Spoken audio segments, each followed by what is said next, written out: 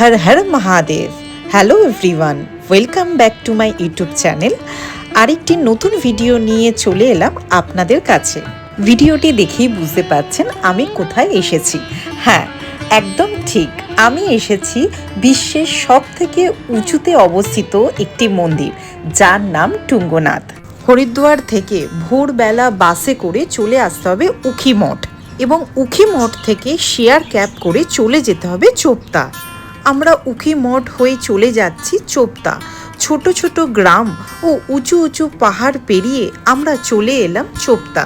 এই চোপতা থেকেই তুঙ্গনাথ ট্র্যাকটি শুরু হয়, কিন্তু এখানে এসে দেখি কোনো রুম অ্যাভেলেবেল নেই, এবং বেশ কিছু জায়গাতে কথা বলে আমরা খালি আমাদের লাগেজগুলো রাখার জন্য একটি রুম পাই, যার ভাড়া ছিল 1500 টাকা।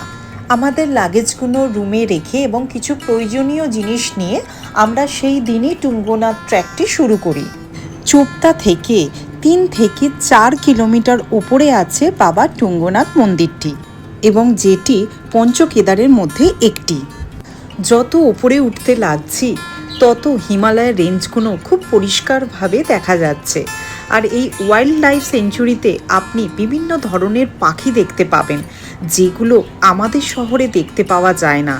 তারই লিস্ট এখানে দেয়া আছে, যার ফলে এখানে যেখানে সেখানে প্লাস্টিক ফেলা চলবে না, শর্টকাট নেওয়া যাবে না, তাহলেই আপনাদের জরিমানা লাগবে।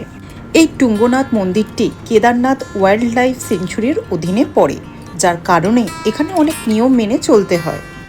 প্রায় 1 কিলোমিটার ট্র্যাক করে আমরা চলে এসেছি, আর এইখানে দেখতে পাবেন খুব সুন্দর একটি বুগিয়াল, ছোট ছোট ঘাসে মোড়া ছোট্ট বুগিয়াল, এবং তার পিছনে হিমালয়ের রেঞ্জগুলি।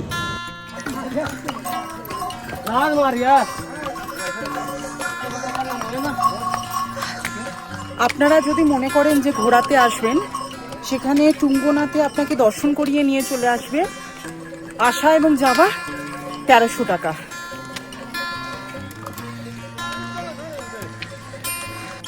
চলতে চলতে আমরা অনেক উঁচুতে পৌঁছে গেছি, আর এখান থেকে হিমালয়ের রেঞ্জগুলো খুব পরিষ্কারভাবে দেখা যাচ্ছে, এবং একটু মেঘও দেখা যাচ্ছে। আমরা সবাই জানি পাহাড়ের আবহাওয়া যখন তখন খারাপ হতে পারে, আর যদি আপনি টুঙ্গনাথ আসার প্ল্যান করেন তাহলে প্রয়োজনীয় জিনিসগুলি ক্যারি করবেন। এই ট্র্যাকটি বেশি বড় নয়, 3 থেকে 4 কিলোমিটার, এই কারণেই এখানে অনেকে আসে।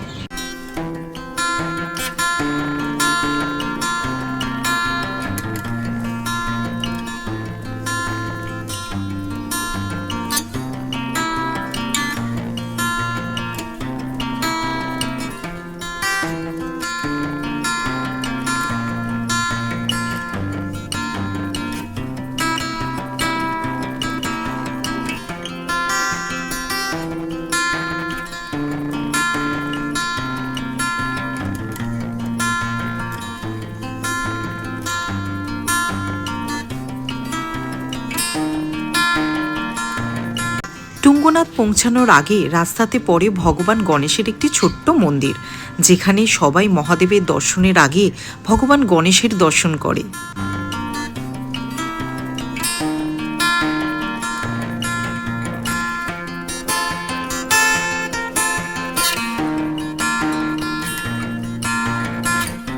মন্দির থেকে 100 মিটার দূর থেকেই আপনি দেখতে পাবেন এই দোকানগুলি। বিভিন্ন ধরনের পূজার সামগ্রী এই দোকানগুলিতে আপনারা পেয়ে যাবেন। আগে থেকেই আমরা ভেবেছিলাম যে আমরা টুঙ্গনাথে একটা দিন স্টে করব, এবং আমরা যেই হোমস্টেটি দেখেছিলাম সেটা সত্যি খুব পরিষ্কার পরিচ্ছন্ন ছিল। তবে আসো দেখে নেওয়া যাক আমাদের হোমস্টেটি, যেখানে আমরা ছিলাম।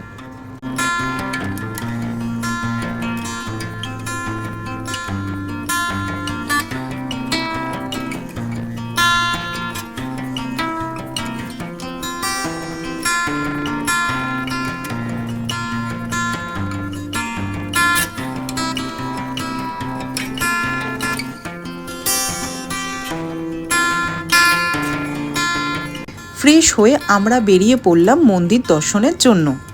এখানে দেখবেন দুদিকেই অনেক প্রসাদের দোকান, যে কোনো একটা দোকান থেকে আপনাদের পছন্দ মতো আপনারা প্রসাদ নিয়ে নিতে পারবেন। মন্দির দুপুর 1টা থেকে 2টোর মধ্যে বন্ধ হয়ে যায়। এই টাইমটা একটু মনে রাখবেন, ওই টাইমে দর্শন বন্ধ থাকে। হর হর মহাদেব। তো ফাইনালি আমরা চলে এসেছি টুঙ্গনাথ মন্দির, যেটি পঞ্চকেদারের মধ্যে একটি। মন্দিরের ভেতর পঞ্চকেদারের সাথে মা পার্বতীরও ছবি লাগানো আছে। এই পঞ্চকেদারের সাথে এখানে মা পার্বতীও অবস্থান করে।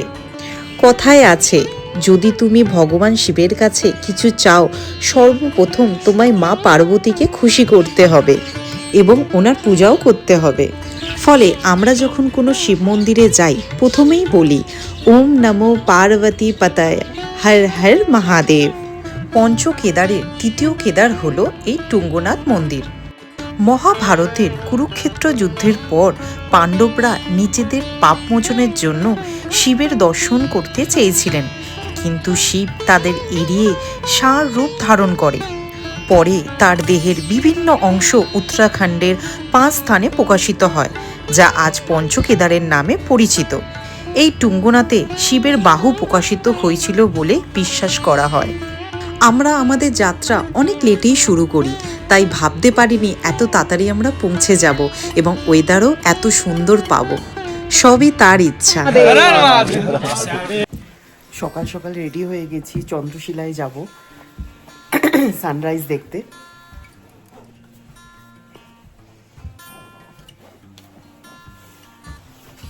Good morning.